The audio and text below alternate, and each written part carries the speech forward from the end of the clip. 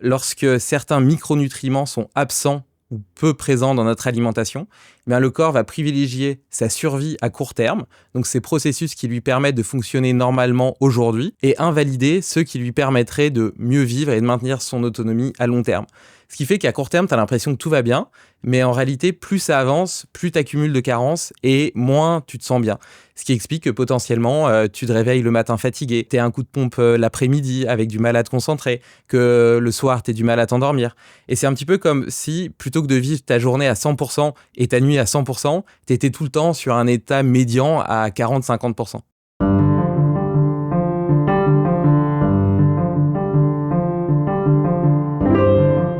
Mais que faut-il manger pour être en bonne santé ? On finit par ne plus savoir tellement il y a de messages et d'injonctions différentes, parfois très compliquées. Et ça manque un peu de bon sens. Et bien dans cet épisode de Dialogue, pour vous apporter un peu de lumière, je reçois David Nicolas qui s'est plongé dans ces questions avec beaucoup de curiosité, d'intensité. Vous allez voir, les réponses qu'il propose sont vraiment très éclairantes et surprenantes. Moi, je suis Fabrice Midal, auteur de La magie de l'ordinaire. Et moi, ces questions de comment retrouver la magie de la vie et être fidèle à la vie, voilà qui me passionne et qui me conduit à vous proposer chaque dimanche matin un nouvel épisode de Dialogue. Bonjour David. Bonjour Fabrice. La nutrition, c'est souvent très compliqué. Il y a tellement de messages différents. On a l'impression qu'il faudrait avoir plein d'appareils sur soi pour savoir minute après minute ce qui est bon, ce qui n'est pas bon. Et tu t'es absolument passionné pour les questions de nutrition. Comment c'est venu et qu'est-ce que tu as découvert ? Eh bien, comment c'est venu ? Écoute, mon père est mort d'une cirrhose du foie non alcoolique parce qu'il consommait des sodas toute la journée. Il détestait l'eau et donc il buvait des sodas, de l'orangina la journée, la nuit, etc. Un petit verre de vin le soir, mais tu vois, pas spécialement en excès. Et je pense qu'aujourd'hui, avec les connaissances que j'ai, j'aurais pu le sauver. Donc, c'est un sujet qui m'intéresse particulièrement et c'est un petit peu comme, tu sais, pendant toute une partie de ma vie, j'avais une hygiène de vie qui était absolument déplorable. Je consommais des drogues, de l'alcool, j'étais très sédentaire, je travaillais 80 heures par semaine. Bref, il n'y a rien qui allait. Et puis, un jour, j'ai commencé à m'intéresser au potentiel humain. Et c'est dans ce contexte que j'ai lancé un podcast qui s'appelle Limitless Project, sur lequel j'ai reçu des scientifiques, des médecins, des nutritionnistes, des entrepreneurs, des athlètes. Et aujourd'hui, je me sens plus fort, plus endurant, plus productif, plus créatif. Mais surtout, je me sens beaucoup mieux dans ma vie, tu vois. Je pense que j'ai souvent vu ma vie comme un chemin de trail, tu vois, un peu difficile, etc. Une montagne abrupte et caillouteuse. Et j'étais OK avec ça. Et là, j'ai une gratitude infinie chaque matin quand je me lève parce que j'ai l'impression de nager dans un lac. Tu vois, tout est devenu plus fluide, plus naturel et normal, comme si j'avais trouvé ma place dans le monde. Mais pour venir sur la nutrition, tu as très bien raconté que pendant longtemps, tu t'en occupais pas du tout de l'alimentation. À quel moment tu t'es dit, je vais m'en occuper ? Je me suis inscrit dans une box de CrossFit pour accompagner mon petit frère et ça m'a donné une forme de motivation à me dépasser toujours plus. Et pour performer dans le sport, eh bien, il faut que tu fasses attention à ton carburant. Or, à ce moment-là, mon carburant, c'était principalement des produits transformés, ultra transformés, des plats préparés, surgelés, que parfois je faisais réchauffer au micro-ondes. Et en réalité, c'est un carburant de bien piètre qualité qui apporte d'une part pas les macronutriments essentiels, mais d'autre part pas les vitamines et minéraux qui permettent au corps de fonctionner correctement. Et donc il y a une théorie, celle du professeur Bruce Ames, qui explique que lorsque certains micronutriments sont absents ou peu présents dans notre alimentation, eh bien le corps va privilégier sa survie à court terme, donc ces processus qui lui permettent de fonctionner normalement aujourd'hui, et invalider ceux qui lui permettraient de mieux vivre et de maintenir son autonomie à long terme. Ce qui fait qu'à court terme, tu as l'impression que tout va bien, mais en réalité, plus ça avance, plus tu accumules de carences et moins tu te sens bien. Ce qui explique que potentiellement, tu te réveilles le matin fatigué, tu as un coup de pompe l'après-midi avec du mal à te concentrer, que le soir, tu as du mal à t'endormir. Et c'est un petit peu comme si, plutôt que de vivre ta journée à 100% et ta nuit à 100%, tu étais tout le temps sur un état médian à 40-50%. Donc tu as commencé à comprendre le lien très fort entre comment on se sent et l'alimentation. Mais bon, ça, à la rigueur, beaucoup de gens s'en rendent compte. Mais toi, tu vas un peu plus loin. D'abord, tu fais pas mal d'expériences et tu te plonges dans toute la littérature de ce qui existe sur le sujet. Ouais, je me suis beaucoup formé. J'ai aussi reçu beaucoup de personnes sur mon podcast qui m'ont offert un terreau de réflexion très large, tu vois. Donc, je me suis servi de plusieurs sources. Et puis, j'ai moi-même expérimenté sur ma propre vie. J'ai testé beaucoup de régimes. Donc, un des régimes que tu as fait, donc tu as été végétarien. Exactement. Comment t'es venu à devenir végétarien ? Eh bien, il y avait 2 raisons. Déjà, il y avait un côté éthique. J'avais l'impression que c'était pas possible de consommer une viande de qualité qui soit respectueux de l'animal. Tu vois, toutes les images qu'on voit de L214, etc., moi, je trouvais ça affreux. J'ai visité un élevage de poulets où ils étaient les uns sur les autres. Il y en avait qui étaient morts au sol. Ça puait l'ammoniac. Je pouvais pas être en accord avec moi-même en consommant ce type de produit.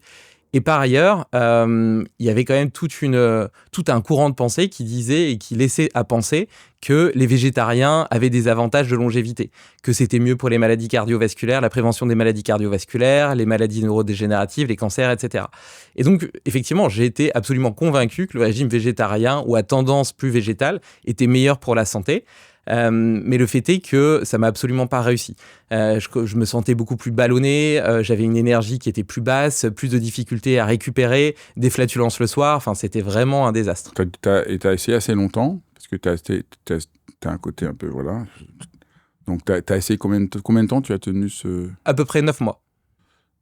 Donc, après ces 9 mois, tu t'es dit, non, il faut que je trouve une solution. Le régime végétarien ne fonctionne pas, pour moi en tout cas. Je ne veux pas revenir à la manière dont les gens mangent de la viande. Qu'est-ce qu'il faut faire ? C'est ça un peu la logique dans laquelle tu étais à ce moment-là. Oui, et puis comme tu le dis, j'ai un côté assez cartésien et analytique. Et donc, je faisais des prises de sang et je me suis aperçu que je commençais à accumuler des carences. Donc, mes ressentis fonctionnels en termes d'énergie, etc., étaient corroborés par ce que j'observais dans mes analyses de sang. Et en réalité, il y a plusieurs choses qui posent problème, entre guillemets, avec un régime végétarien. Je ne suis pas contre le fait d'être végétarien. Ça dépend des êtres, ça dépend des gens, ça dépend des constitutions. Mais déjà, il y a plusieurs facteurs antinutritionnels dans les protéines végétales qui invalident ou en tout cas diminuent la biodisponibilité des vitamines et des minéraux. Donc, c'est plus difficile de les absorber. Ça, c'est le premier point. Le deuxième point, c'est que pour avoir suffisamment de protéines avec un régime végétarien, tu es obligé d'augmenter ta quantité de glucides. C'est-à-dire que les protéines animales, c'est des protéines et des lipides, donc des protéines et des graisses, tandis que dans un régime végétarien, c'est des protéines et des glucides. Donc c'est un régime qui est beaucoup plus glucidique. Et les glucides, eh bien, c'est potentiellement plus lourd à digérer et ça crée potentiellement des fluctuations de la glycémie. La glycémie, c'est le taux de sucre dans le sang, ce qui fait un peu des montagnes russes d'un point de vue énergétique. C'est ça qui fait que, par exemple, si le matin, tu te prends un petit déjeuner classique français avec des tartines et de la confiture... J'ai invité plusieurs fois une chose P sur la chaîne. Ouais, voilà, donc tu connais assez bien le sujet. Donc je pense que tous les gens qui suivent la chaîne sont au courant du problème des pics de glycémie et de la nécessité de lisser la glycémie. Et donc, naturellement... Même si ça dépend, parce qu'on voit en Inde, les gens sont végétariens et ne mangent pas tant de glucides que ça pour faire un régime végétarien. Et comment ils font alors ? C'est très complexe. C'est surtout des dalles avec des lentilles, du riz, etc. Ça reste quand même plutôt des glucides. Il y a moins de glucides dans les lentilles que dans le riz. Et ils ne mangent pas tant de riz. Moi, j'ai pas mangé tant de riz que ça quand j'étais en Inde. D'accord. Quoi qu'il en soit, c'est quand même un régime qui a tendance à être beaucoup plus riche en glucides. Et donc, dans mon cas, je trouvais que j'avais l'impression que mon ventre était toujours rempli, en fait. Et donc, effectivement, j'ai commencé à réintroduire de la viande. Il faut savoir qu'on a tendance à penser que les légumes sont la meilleure source de vitamines et minéraux. En réalité, si tu fais un tableau d'analyse comparative en nutrition, eh ben, tu t'aperçois que la viande rouge est l'aliment le plus nutritif. En termes de teneur de vitamines et de minéraux, surtout très biodisponibles, eh bien, il y en a beaucoup, beaucoup plus dans la viande rouge que dans les légumes. Alors on le dit, c'est vraiment ce que tout le monde dit le contraire partout. Donc là, tu vas expliquer, Mais ça semble complètement dingue, parce que partout, ce qu'on entend, c'est la viande rouge, c'est dangereux, c'est cancérigène, c'est pas bon pour la santé, il faut manger le moins possible. Et bah, ça, donc on peut revenir sur ces différentes allégations. Alors déjà sur la viande rouge donne le cancer, ben, en réalité, il y a une énorme méta-analyse qui a montré que la consommation de viande rouge non transformée n'augmentait pas les risques de cancer. En réalité, c'était des études épidémiologiques donc qui montraient des liens de corrélation et non de causalité. Et de la même façon, tu peux avoir une corrélation entre le fait d'avoir des coups de soleil et manger des glaces, qui est une corrélation parfaite, parce que tu manges plus de glace en été, et donc naturellement, tu as plus de coups de soleil. Est-ce à dire que les glaces donnent des coups de soleil ? Bah, évidemment, non. C'est un peu le même problème avec les études qui ont été faites sur la viande rouge. Comme on ne peut pas tester sur de longues périodes des essais randomisés interventionnistes, où on va donner un régime végétarien à un groupe et puis carnivore à un autre groupe, eh bien, on fait des corrélations. On voit qu'un échantillon de population, par exemple, qui a tendance à manger plus de viande rouge, va peut-être avoir plus de cancer ou de maladies cardiovasculaires. Et ça pâtit de ce qu'on appelle le biais de l'utilisateur en bonne santé.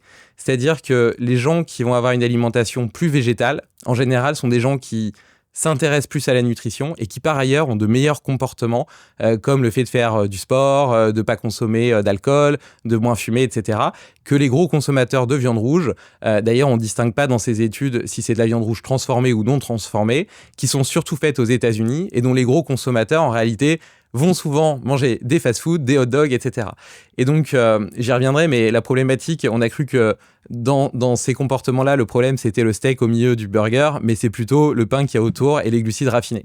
J'y reviendrai. Toujours est-il qu'aujourd'hui, il y a des études beaucoup plus récentes qui ont essayé de corriger ces biais de confusion et qui sont arrivés à la conclusion que le risque de cancer n'augmentait pas avec la consommation de viande rouge. Et d'ailleurs, il y a même des études qui ont montré que des gros mangeurs de viande rouge avaient un risque de cancer plus bas. Alors que si la viande rouge était un élément déclencheur du cancer, ben, on s'attendrait à ce qu'il y ait une corrélation parfaite et que plus on en mange, plus les risques augmentent. Ce qui n'est absolument pas le cas. Donc ça, c'est pour le cancer.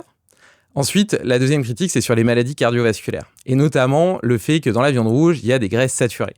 Alors déjà, le mot graisse saturée, on a une espèce de raccourci psychologique qui nous laisse à penser qu'elles vont saturer nos artères, qu'elles vont venir les boucher et que c'est ça qui va poser des risques pour la santé. En fait, elles s'appellent saturées simplement par leur structure moléculaire parce que chaque atome de carbone sont utilisés. Donc, c'est ce qui en fait des graisses très stables à la cuisson, mais ça dit rien sur leur impact sur le corps. Et justement, les graisses saturées, en réalité, n'ont que peu d'impact sur le cholestérol sanguin. Contrairement à ce qu'on pourrait penser, c'est plutôt les glucides raffinés, donc le pain autour du steak plutôt que le steak, qui posent des problèmes liés au cholestérol. Et donc, tu parlais tout à l'heure de l'insuline et des pics de glycémie. Bah justement, quand tu vas manger des glucides raffinés, ça va augmenter ta glycémie sanguine. Et si tes muscles et ton foie n'en ont pas besoin, eh bien, elles vont être transformées par le foie en triglycérides qui vont être stockés dans les cellules adipeuses. Et les transporteurs pour ça, ben c'est ce qu'on appelle le LDL, c'est le mauvais cholestérol. Donc en fait, ce qui augmente le mauvais cholestérol, c'est principalement les glucides raffinés, plutôt que les graisses saturées qui au contraire ont un impact neutre sur l'index glycémique, sur la glycémie sanguine. Et par ailleurs, le cholestérol, il est principalement endogène. C'est le corps qui le produit lui-même, beaucoup plus que par les apports alimentaires. Et si les apports alimentaires augmentent, eh bien, en réalité, le corps diminue naturellement sa production. Et le dernier point par rapport à ça, c'est que le cholestérol, dans un steak haché, tu vas avoir effectivement des graisses saturées, mais aussi des graisses monoinsaturées, l'acide oléique, les mêmes qu'on trouve dans l'huile d'olive. À peu près un ratio de 50-50. Donc on a tendance à penser que manger des steaks, c'est que avoir des graisses saturées. C'est pas vrai, il n'y a que 50%. De la même façon que dans l'huile d'olive, tu as aussi des graisses saturées. Donc il n'y a pas une graisse d'un côté les graisses saturées, de l'autre côté les monoinsaturées. C'est un mélange de tout ça. Et puis, toutes ces études ne prennent pas en compte d'autres facteurs comme la qualité de la viande, la façon dont elle a été élevée, on le verra après, mais ça a une réelle conséquence sur son impact sur le corps. la façon dont elle a été préparée, notamment la cuisson à haute température qui va créer des composés cancérigènes. Ça, pour le coup, c'est prouvé. Encore plus si tu utilises des poêles au téflon ou anti-adhésives, parce qu'il y a des migrations de composés dans ce contexte-là. Donc, il vaut mieux utiliser des poêles en inox ou une cuisson à la vapeur douce, par exemple. Donc, voilà, donc tout ça n'est pas pris en compte. Et finalement, il y a de nouvelles études qui ont comparé les avantages de survie entre les végétariens et les omnivores et qui ont trouvé aucun avantage du côté des végétariens une fois qu'on supprime ces biais de confusion. Donc là, on a déjà levé beaucoup de malentendus sur la viande rouge. Mais alors, le point suivant que tu as mentionné, il reste le problème éthique. Tu as raconté toi-même que c'était une des raisons qui te gênait beaucoup d'en manger de la viande rouge, c'est l'élevage en batterie. Et c'est là que tu as commencé à réfléchir à comment faire pour manger une viande qui ne soit pas élevée comme ça. Exactement. Et en fait, moi, je suis pas issu, tu vois, du monde de l'agriculture, et c'est pas facile de s'y retrouver. C'est pas facile de s'y retrouver. Bah, c'est ça, parce que tu peux pas aller vérifier exactement comment ça se passe, tu vois, dans la ferme. Et donc, et moi qui suis pas issu de ce monde-là, eh ben, j'ai fait ce que je sais bien faire, c'est-à-dire rencontrer des gens, poser des questions. Donc, j'ai mis des bottes, et puis j'ai été rencontrer des éleveurs, et je me suis aperçu qu'il y en avait qui étaient qui avaient des pratiques extrêmement vertueuses, tu vois, qui étaient des hommes de cœur, réellement passionnés, respectueux de leurs animaux, et qui élevaient leurs animaux en pâturage. C'est-à-dire, c'est des grandes prairies rotatives, les animaux vivent en liberté, et tu vois ces vaches qui courent et qui se mettent sur deux pattes pour manger des pommes sur les pommiers, elles sont en super forme, quoi. Et là, je me suis dit, ça, c'est une viande qui correspond à mon éthique, et entre guillemets, je serais content de la manger, tu vois.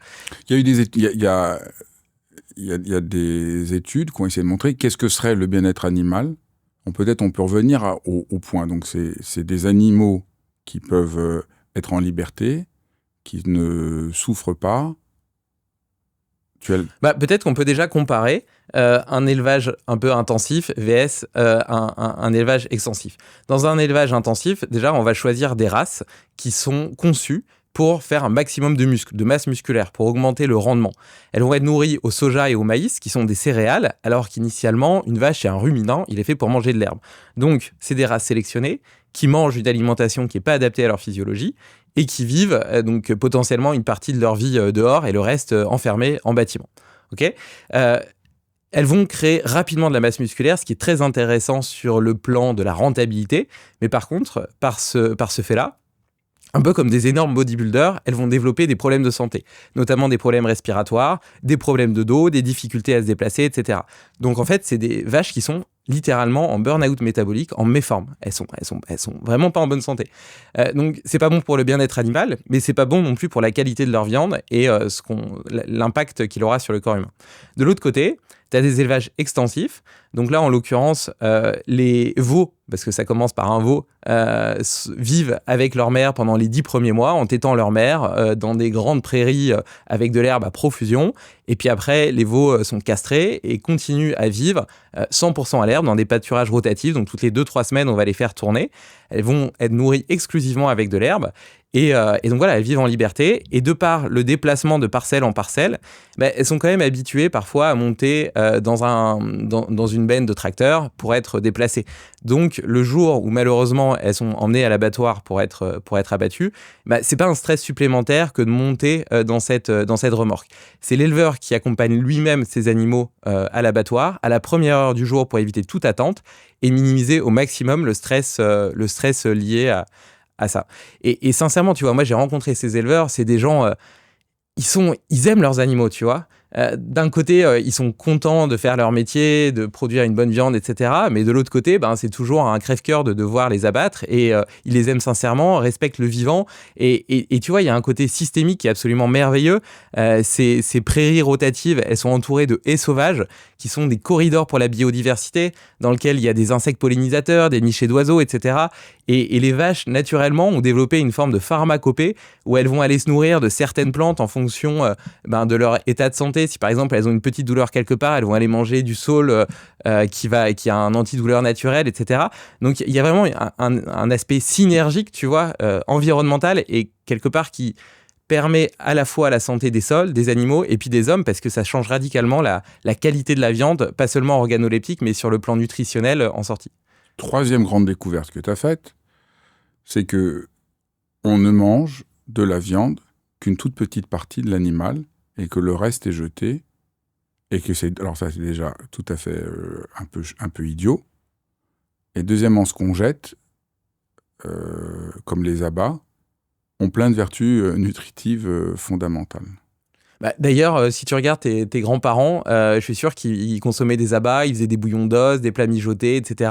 De tout temps, depuis les premiers hommes, on a toujours considéré ces pièces-là comme des pièces nobles. Même si aujourd'hui, on est tellement habitué à acheter du muscle cellophané en grande surface qui est standardisé que tu parles de foie de bœuf, ça dégoûte tout le monde. Donc, enfin, moi pas, j'adore ça, mais revenons. C'est une exception. Revenons au point central. Aujourd'hui, pour la première fois, on identifie manger de la viande, comme tu dis, à manger du muscle cellophané. C'est ça pour les gens, la viande. Et toi, tu dis, mais non, c'est pas ça la viande. Et oui, parce que donc, tu vois, je te parlais de mon podcast tout à l'heure, et il y a un constat qui est fait absolument par tous les invités que j'ai reçus, c'est le niveau de carence de la population générale. Pendant tout un temps, c'était limité aux femmes enceintes, aux sportifs et aux personnes âgées. Aujourd'hui, c'est vraiment toute la population. On a une alimentation qui est de plus en plus pauvre. On estime 4 fois plus pauvre que celle de nos ancêtres en micronutriments. Et en plus de quoi, on est moins capable de les assimiler à cause d'un microbiote qui est de moins bonne qualité, notamment parce qu'il est beaucoup plus agressé par des polluants, par du gluten, etc. Et donc, aux États-Unis, il y a un chercheur qui a essayé de trouver des solutions à cette problématique et qui a classé les aliments par densité nutritionnelle pour savoir lesquels étaient le plus susceptibles de couvrir nos besoins en vitamines et minéraux essentiels. Il s'avère qu'il est arrivé à la conclusion que 7 grammes de foie de bœuf suffisait, là où il faudrait manger 1,3 kg de légumes pour avoir la même concentration et plus de 2 kg de glucides raffinés pour couvrir nos besoins. Donc ça veut dire que si tu as une alimentation ultra transformée, il faut que tu manges plus de 2 kg de produits ultra transformés pour avoir une chance, tous les jours, pour avoir une chance de couvrir tes besoins en vitamines et minéraux. Et si tu as une alimentation plutôt végétarienne, il faudrait au minimum 1,3 kg de légumes par jour pour y arriver, ce qui correspond à assez peu de personnes. Et de l'autre côté, il suffit de 7 grammes de foie de bœuf pour avoir la même concentration. Alors moi, je me suis dit, le problème, c'est que plus personne n'a envie de manger du foie de bœuf si je le cachais dans un steak haché. C'est comme ça que j'ai créé le steak haché, le haché féroce, qui est composé à 80% de viande de bœuf nourrie à l'herbe et à 20% d'abat, donc il y a 15% de foie et 5% de cœur. Ça permet, c'est réellement un multivitamine naturel qui rend impossible les carences. Et contrairement à des compléments alimentaires, eh bien là, les nutriments sont préservés dans la matrice cellulaire. Et ça change tout parce que notre physiologie a coévolué sur des centaines de milliers d'années avec la nature et des aliments. Et donc notre corps est parfaitement adapté à les reconnaître. Et notamment, il reconnaît une forme d'équilibre entre la quantité de magnésium, la quantité de zinc, la quantité de fer, etc.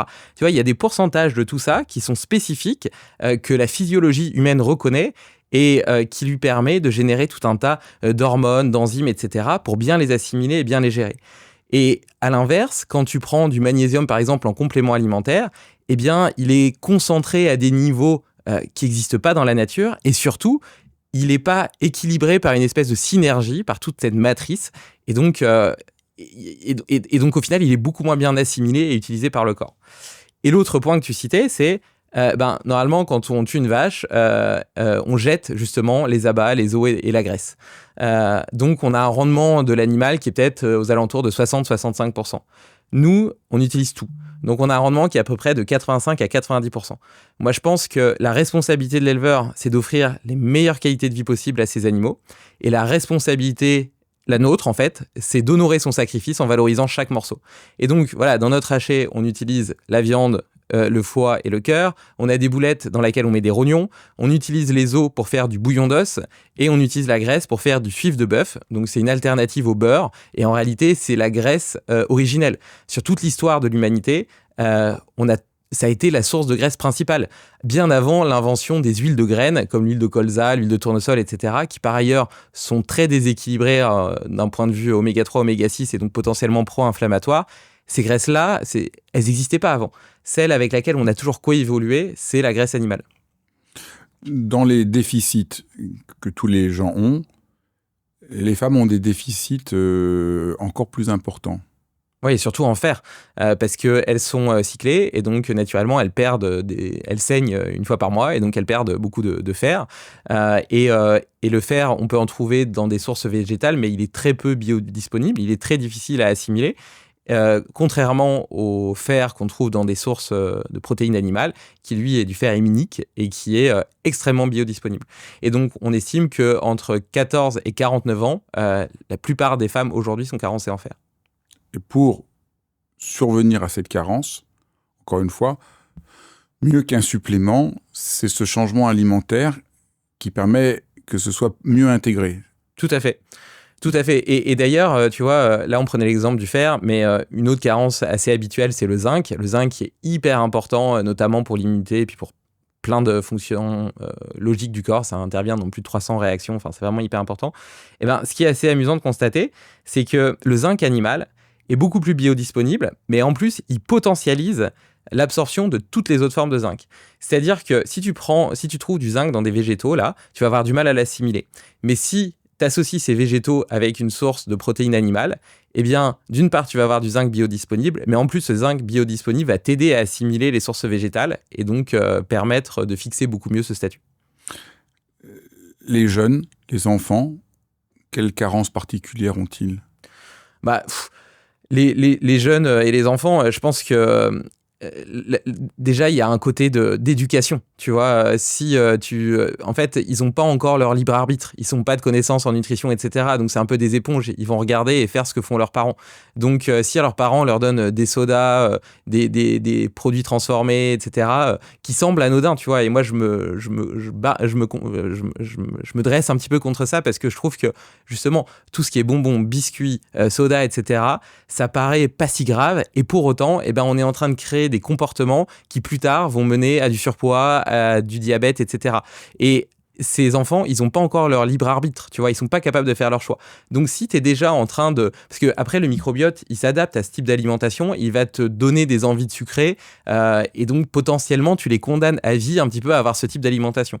Donc plus que des carences, moi je pense qu'il faut surtout déjà essayer de se concentrer sur avoir des produits bruts, de saison idéalement, etc.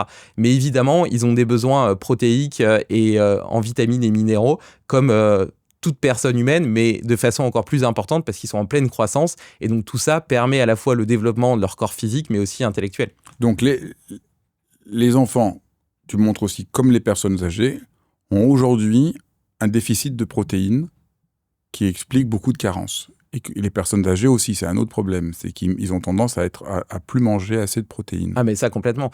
En fait, donc, les personnes âgées, c'est encore pire. Il y a beaucoup plus d'enjeux, on va dire, sur les personnes âgées parce que un jeune organisme, quelque part, même si il n'a pas une alimentation optimale, il a encore suffisamment de force vitale et toutes ses fonctions sont parfaitement adaptées, ce qui fait qu'il va réussir à compenser. C'est pas idéal, mais il va réussir à compenser. Tandis qu'une personne âgée, il y a plein de phénomènes qui font que, déjà, ils vont moins bien absorber les nutriments et donc d'un point de vue intestinal. Donc déjà, naturellement, même s'ils ont la bonne quantité, ils vont être plus facilement carencés. Et par ailleurs, ils en ont besoin de plus pour faire face à une espèce d'inflammation systémique, de stress accru lié au vieillissement. Donc, ils ont besoin de plus de nutriments, tu vois, pour faire face à ça. Et notamment, il y a le problème de la sarcopénie, c'est la fonte de la masse musculaire.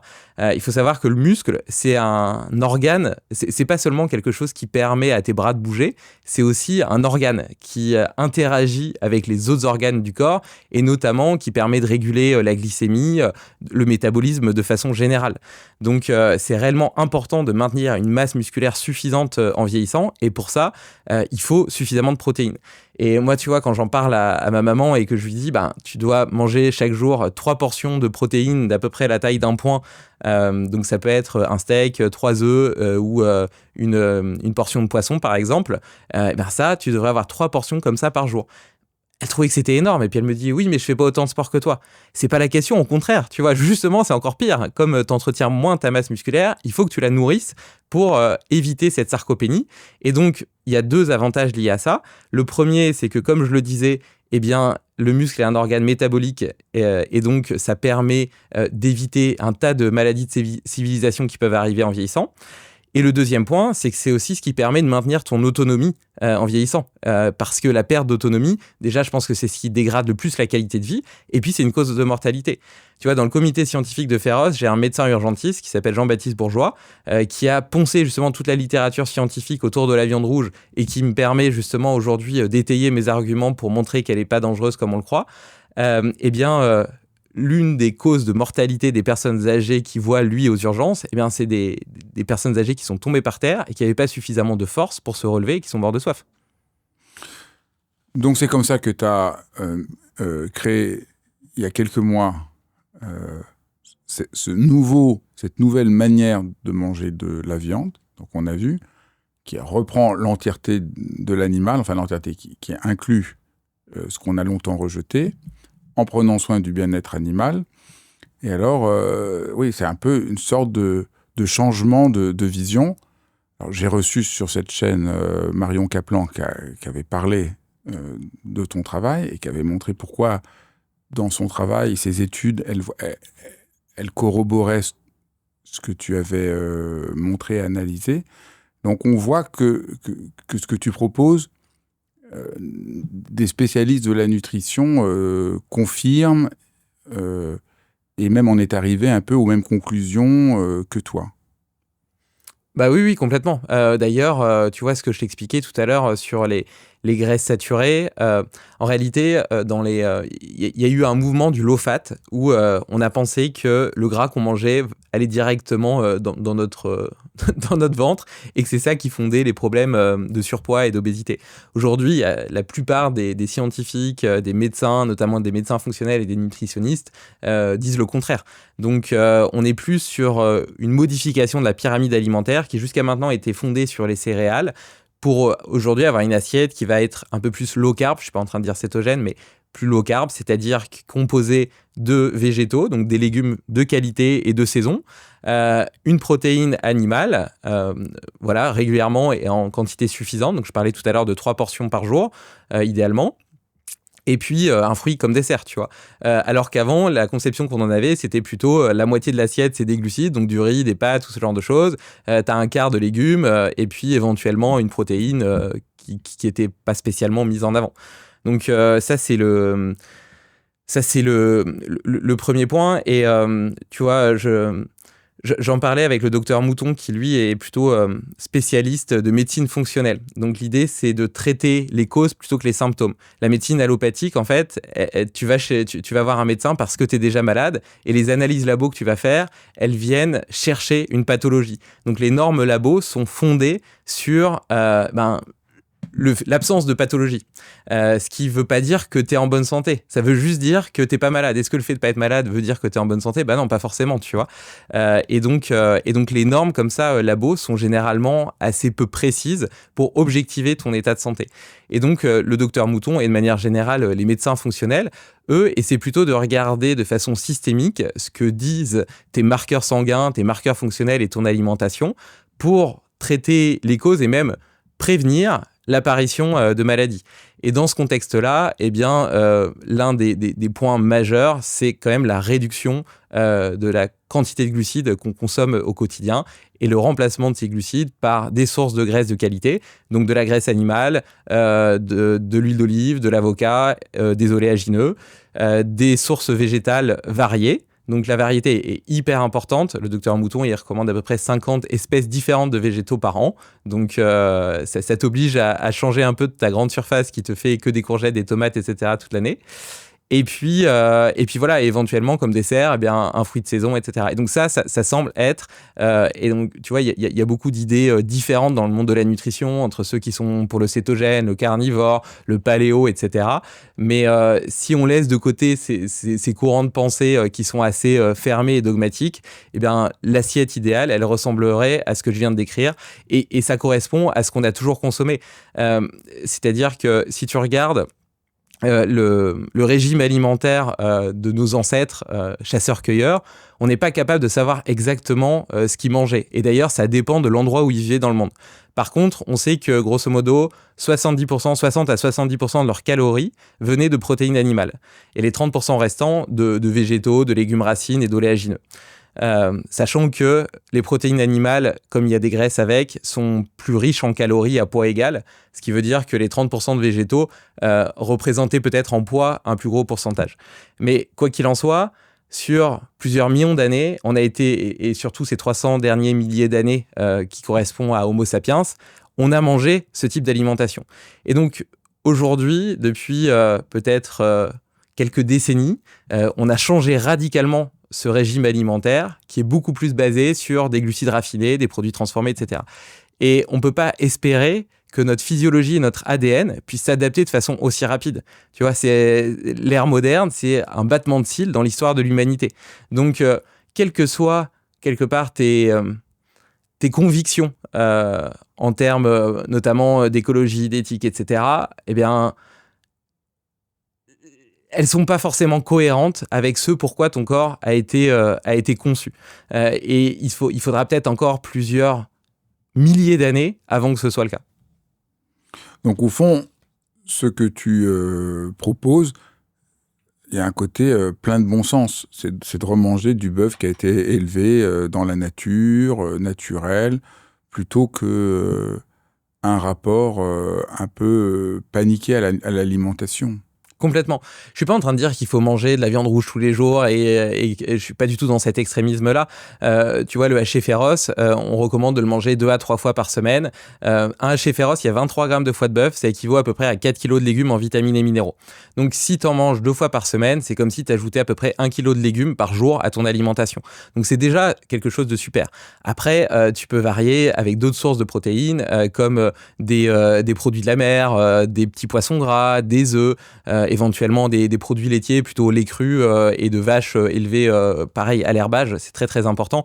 On y reviendra, je pense, sur cette notion de l'importance de l'herbage dans la qualité du lait ou de la viande, parce que c'est vraiment un élément fondamental, à mon avis, à prendre en compte. Et en fait, c'est du bon sens, comme tu le disais, et je pense que jusqu'à nos grands-parents, on avait encore ce bon sens. Tu vois, aujourd'hui, l'industrie agroalimentaire et les industriels se sont agrogés le droit de nous nourrir, alors qu'avant, c'était un rôle qui était celui de la famille, tu vois. Et moi, je vois ma grand-mère, elle faisait beaucoup de plats mijotés, des pot-au-feu, ce genre de choses. Mais en fait, ces plats mijotés, en plus de valoriser certains morceaux qui aujourd'hui sont un peu considérés comme des sous-produits bovins, eh bien, étaient des préparations qui étaient très riches en collagène, en glycine. La glycine, c'est un précurseur du collagène, un acide aminé qui est utilisé pour faire du collagène. Donc, les acides aminés, c'est des espèces de petites briques de Lego qui permettent de construire des protéines. Et donc, la glycine, elle est considérée comme semi-essentielle parce que le corps est capable d'en produire lui-même de façon endogène. Mais il sait en faire que 2,5 grammes par jour, alors que les chercheurs montrent qu'il en faudrait à peu près 12 grammes par jour. Et à quoi ça sert, la glycine ? À faire du collagène. Le collagène, c'est utilisé pour faire ta peau, pour faire tes cartilages, pour faire tous tes tissus, celui de ton cœur, de tes muscles, etc. C'est la protéine la plus abondante du corps humain et probablement la plus importante. Et ton corps, en fait, il est toujours en train de se déconstruire et de se reconstruire. Il est en perpétuel changement. Toutes tes cellules, là, à chaque seconde, tu en as des millions qui meurent et de nouvelles qui se recréent. Pour ça, le collagène est vraiment fondamental dans cette espèce de cycle de régénération. Et aujourd'hui, notre alimentation, elle est hyper pauvre en glycine et en collagène. Alors qu'il suffit que tu gardes tes carcasses de poulet, tu les mets au congélateur. Quand on a 3-4, tu les mets dans une grande cuve avec de l'eau, 3 cuillères à soupe de vinaigre de cidre. Tu les fais bouillir pendant une vingtaine d'heures à feu doux, et là, tu as un bouillon qui est délicieux, qui est hyper riche en glycine et en collagène. Ça, tu vois, typiquement, ce genre de plat un peu mijoté ou de bouillon, jusqu'à nos grands-parents, on le faisait. Aujourd'hui, on a complètement perdu ce savoir-faire culinaire et agronomique qui, pourtant, avait des bienfaits fondamentaux pour notre santé. En quoi l'élevage à herbe change l'alimentation, change la qualité de la viande et du lait ? C'est vraiment fondamental, en réalité. Si tu veux, l'herbe, elle, en poussant, elle va produire et synthétiser ce qu'on appelle des oméga 3, qui sont des molécules plutôt anti-inflammatoires. En fait, au sein des membranes de nos cellules, on a à la fois des oméga 3 et des oméga 6. Les oméga 6, c'est des médiateurs de l'inflammation. Et l'inflammation, elle est utile pour nous permettre de faire face à un stress aigu. Donc, par exemple, une maladie, une coupure, un entraînement sportif, etc. Donc ça, ces oméga-6 vont permettre de créer de l'inflammation, et l'inflammation, elle est utile pour faire face à ce stress aigu. Mais après, elle doit être éteinte par les oméga-3 qui sont un peu les pompiers, tu vois, qui vont réguler et rétablir l'homéostasie, c'est-à-dire l'équilibre du corps. Donc, les deux doivent être à peu près en équilibre. Le problème, c'est que notre alimentation moderne, elle est très riche en oméga-6, notamment parce que les huiles de graines dont je parlais précédemment sont très riches en oméga-6 et que comme on consomme beaucoup plus de produits ultra-transformés qui utilisent ces huiles de graines parce qu'elles sont très pratiques pour les industriels et peu chères en plus, eh bien, on a un statut qui est déséquilibré. Donc, on a à peu près un oméga-3 pour 15 oméga-6. Alors qu'on devrait avoir un ratio de 1 pour 1 ou 1 pour 2. Donc tu vois, déjà, on a un terrain qui est inflammatoire. Et l'inflammation de bas grade, c'est Anthony Berthoud notamment qui le dit, qui est un auteur, un nutritionniste assez connu dans le monde francophone, que je respecte beaucoup.